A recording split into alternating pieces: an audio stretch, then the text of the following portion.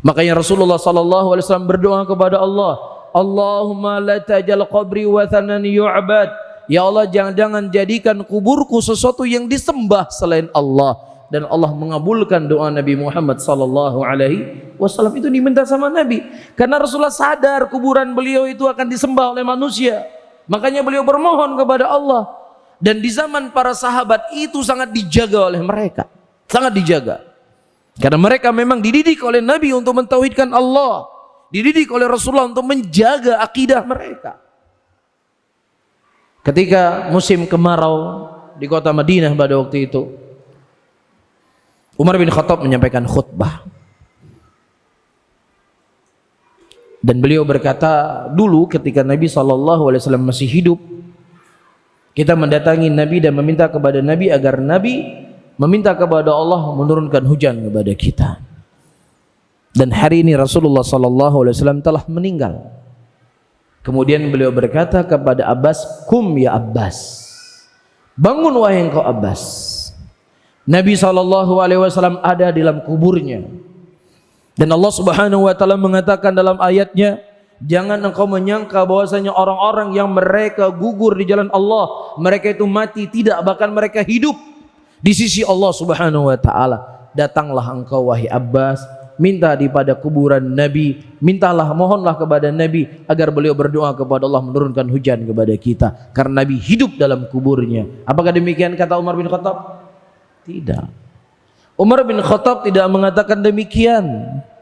Justru Umar bin Khattab berkata, ya Abbas, berdirilah engkau, mohonlah dan mintalah kepada Allah agar Allah menurunkan hujan kepada kita.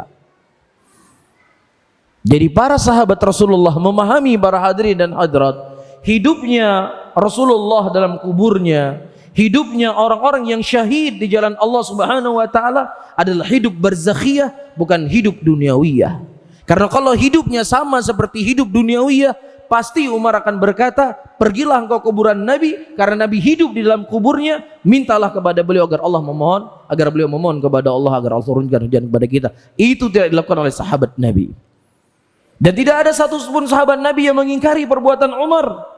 Mereka tidak berkata, ya Umar, Nabi hidup dalam kuburnya. Sama saja ketika beliau masih hidup kita minta kepada kuburnya, kita minta kepada beliau ketika beliau hidup. Begitu juga ketika beliau sudah meninggal kita datangi kubur beliau. Tidak ada satu pun sahabat yang mengingkari.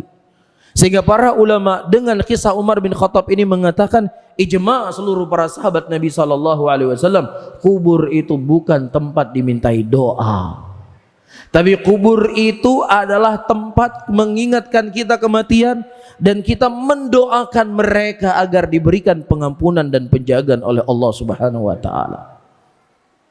Dan saya yakin semua yang hadir di sini dan semua muslimin yang ada di luar sana sepakat dengan kita.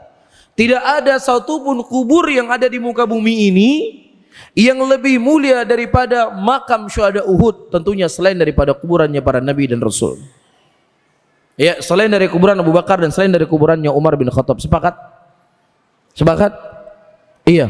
Allah Subhanahu wa taala menyebutkan tentang kisah mereka dalam Al-Qur'anul Karim, ayat yang saya sebutkan tadi. Wala tahsabannal ladzina qutilu fi sabilillah. Jangan engkau menyangka orang-orang yang mereka gugur di jalan Allah mereka mati. Tidak, mereka hidup di sisi Allah Subhanahu wa taala dan mereka diberikan rezeki oleh Allah Rabbul Alamin. Disebutkan oleh Ibnu Katsir rahimahullah ketika menafsirkan ayat ini, bahwasanya orang-orang yang mereka gugur dalam peperangan, yaitu perang Uhud, mereka berada di burung-burung yang berwarna hijau yang berterbangan di bawah arsy Allah Subhanahu wa taala.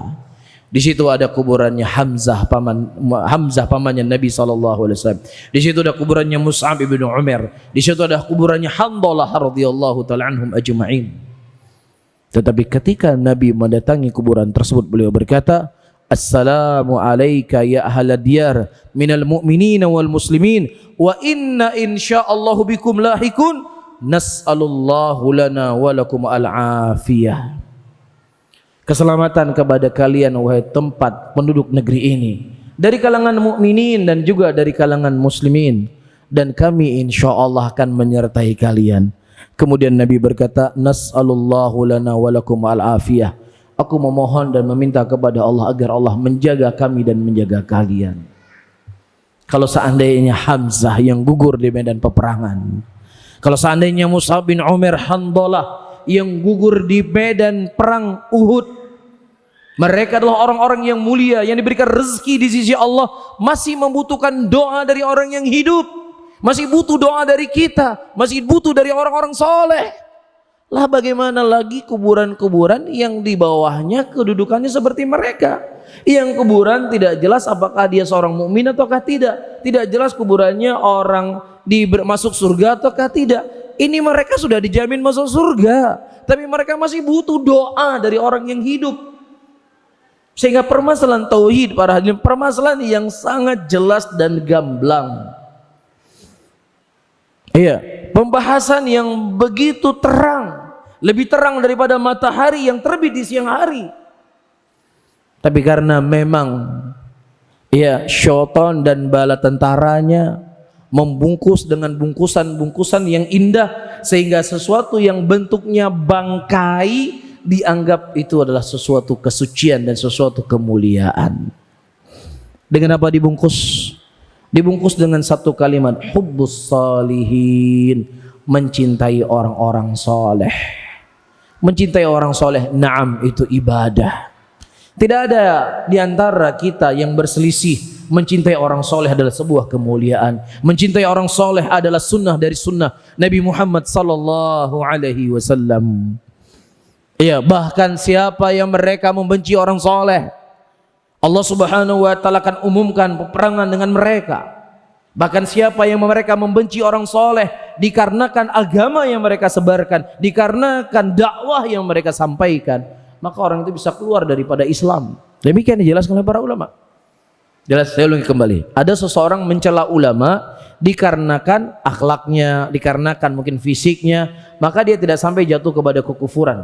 Tapi kalau seandainya seseorang mencela ulama dikarenakan ilmu yang dibawa oleh ulama tadi, Al-Quran yang disampaikan oleh ulama tadi, sunnah yang disampaikan oleh ulama tadi, tauhid yang disampaikan oleh ulama tadi, dia mencela ulama dikarenakan hal yang seperti itu, maka dia bisa keluar dari Islam. Demikian dijelaskan oleh para ulama ketika menerangkan kitab Nawaqidul Islam. Jelas di sini.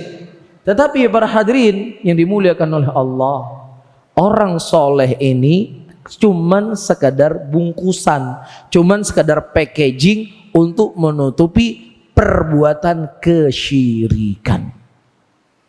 Ketika kita ingatkan, ini bukan hal yang baik.